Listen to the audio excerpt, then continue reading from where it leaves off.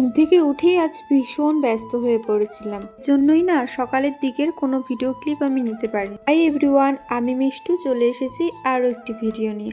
আশা করছি তোমরা সকলে ভালো আছো, আর আমিও কিন্তু ভীষণ ভালো আছি। সকালে রান্নাটা তো তোমরা দেখেই নিলে কি রান্না করেছিলাম, আর ওটা কিন্তু আমার বরমশাইয়ের জন্য ভাত বেড়ে দিচ্ছিলাম। আজ তো বুধবার, আজ না একাদশী পড়েছে, আমিও একাদশী করেছি।